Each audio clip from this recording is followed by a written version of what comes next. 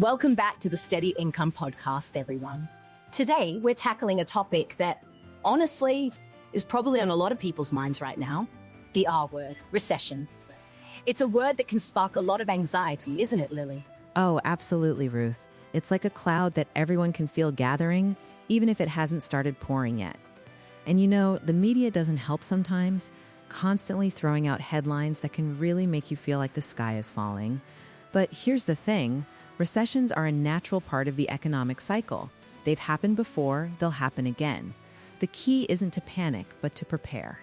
Exactly. Preparation, not panic. That's our mantra for today. Because while we can't predict exactly when the next downturn will hit or how severe it will be, we can take steps to make sure we're as resilient as possible. Think of it like preparing for a big storm. You can't stop the storm, but you can board up your windows, stock up on supplies, and have a plan. That's such a great analogy, Ruth. And often, the biggest mistake people make is waiting until the storm is already here to start preparing. By then, it's usually too late for some of the more impactful steps. So let's dive into some of those proactive measures people can take right now while things are relatively calm. Absolutely. And I think the very first thing, the bedrock of any financial preparation, is building or beefing up your emergency fund. This isn't just financial advice, it's peace of mind. How much should people aim for, Lily? Honestly, the standard advice used to be 3 to 6 months of essential living expenses, but in today's world with so much uncertainty, I'm personally advocating for 6 to 12 months if you can swing it, especially if you're in an industry that might be more volatile, or if you're the sole income earner for your household. That money should be easily accessible too, not tied up in stocks or long-term investments. A high-yield savings account is perfect. I completely agree. That extra cushion makes all the difference. It means if you lose your job or face an unexpected expense, you're not immediately scrambling or piling on high-interest debt. Speaking of debt, that's another huge area to focus on. High-interest debt, like credit cards, can be a real killer during a recession. Oh, tell me about it. It's like trying to run through quicksand. The interest payments alone can consume a huge chunk of your budget, making it harder to save or cover other necessities. My advice? Prioritize paying down those high-interest debts first. The debt snowball or debt avalanche methods are fantastic for this. Get rid of the credit card balances, personal loans with steep interest rates. Mortgage debt, while significant, is often lower interest and usually has more flexible terms if you need to defer payments temporarily, though that's a last resort. Right, a mortgage is different. You want to keep up with that. But credit card debt is just draining your future. Once you've got a handle on the emergency fund and high-interest debt, it's time to really scrutinize your budget.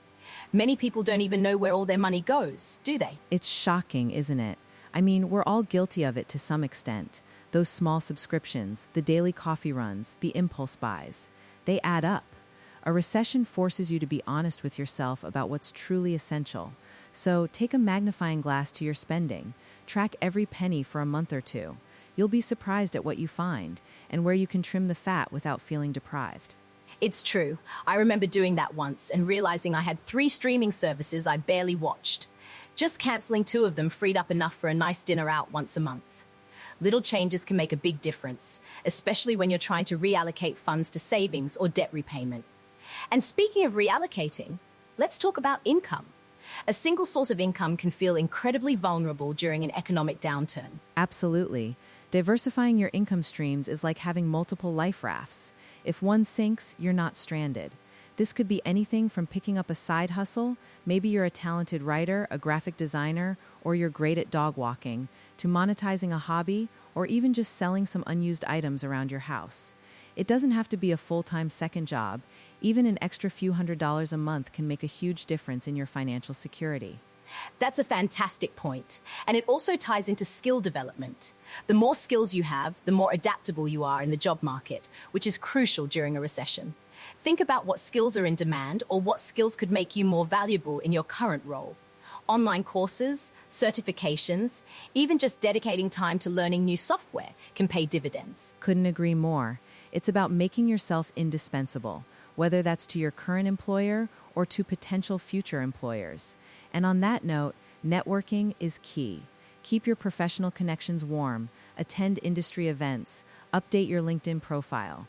You never know when you might need to tap into that network, and it's much harder to build those connections when you're already in a crisis. It's proactive career management, really, because job security often feels like the first thing to go in a recession, doesn't it? If you're essential, or if you have a wide network to lean on, you're in a much better position. Now let's shift gears slightly and talk about investing. This is where a lot of people tend to make emotional decisions during a downturn. Oh, the panic selling. It's so tempting when you see your portfolio numbers dropping, isn't it? Your brain screams, "Get out now!" But historically, that's almost always the worst thing you can do. Unless you absolutely need that money for an emergency, selling low locks in your losses. Recessions, while scary, are also often opportunities for long-term investors. Exactly. Think of it as a sale. If you believe in the long-term growth of the market or the companies you're invested in, then a dip is a chance to buy more shares at a lower price. This is where dollar cost averaging really shines. If you're consistently investing a set amount every month, you naturally buy more shares when prices are low and fewer when prices are high, smoothing out your average cost over time. It's disciplined investing, and it removes the emotion from the equation, which is so crucial. Another thing to consider is rebalancing your portfolio. Maybe you were heavily weighted in growth stocks, and now you want to consider some more defensive, dividend-paying stocks, or even some bonds to add stability. It's not about jumping ship, but about ensuring your portfolio still aligns with your risk tolerance and goals. A quick check-in with a financial advisor during these times can be incredibly valuable too. They can help you see the bigger picture and make informed decisions, rather than emotional ones. But beyond the financial and career aspects, we also need to talk about mental and emotional preparedness. Because let's face it, economic stress takes a toll. It really does. The constant worry, the uncertainty, it can be debilitating. So just like you're building a financial emergency fund, you need a mental and emotional one too. This means prioritizing self-care, getting enough sleep, eating well, exercising, spending time in nature. Whatever helps you de-stress and recharge, make time for it. And leaning on your support system, talking to friends, family, or even a therapist if you're feeling overwhelmed. Isolation only makes things worse. Sharing your concerns, brainstorming solutions with others, or just having someone listen can make a huge difference. Remember, you're not alone in these anxieties. Exactly. And focus on what you can control. You can't control global economics, but you can control your spending, your savings, your skill development, and your attitude. Shifting that focus from the uncontrollable to the controllable can be incredibly empowering. That's such a vital distinction, Lily, because otherwise you just spiral into helplessness. We've talked about a lot of practical steps, but are there any common mistakes or misconceptions people tend to fall into when trying to prepare for a recession? Oh, absolutely. Besides the panic selling we already discussed, another big one is ignoring the problem completely, sticking your head in the sand and hoping it just blows over. That's a recipe for disaster. The time to prepare is before the storm, not during it. Another one is taking on new, unnecessary debt just before or at the start of a recession, thinking it will help bridge a gap. That usually just digs a deeper hole. Yeah, trying to borrow your way out of a problem that requires cutting expenses and boosting savings is almost always a bad move. What about cutting all expenses, even the ones that are good for you, like health insurance or professional development? That's a great point. It's about smart cuts, not indiscriminate ones. Cutting health insurance is incredibly risky. One medical emergency could wipe out your savings. And cutting professional development might save you a little now, but it could cost you dearly in terms of career growth and marketability in the long run. It's about being strategic, not just slashing everything. So the key message here is really about building resilience across all aspects of your life, financial, professional, and personal. It's about being prepared, not terrified, because while recessions are challenging, they also, historically, pave the way for recovery and often new opportunities. Exactly. Think about all the innovations that came out of past recessions. Companies born, new industries emerging. Difficult times often foster incredible creativity and efficiency. So while it's wise to prepare for the downside, it's also important to keep an eye on the opportunities that might arise. That's such a great way to frame it, Lily. It changes the narrative from fear to potential.